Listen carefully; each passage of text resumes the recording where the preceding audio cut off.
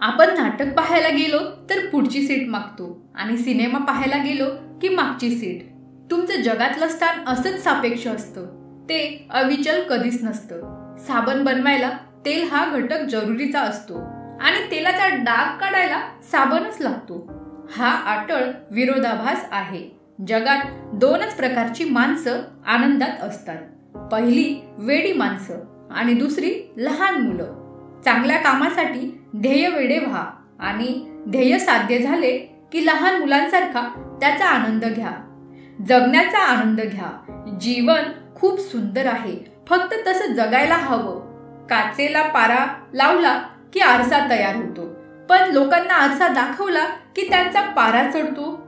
आरसा तोच असतो, फक्त त्यात हसत पाहिले की आपण आनंदी दिसतो आणि रडत पाहिले की आपण दुःखी दिसतो.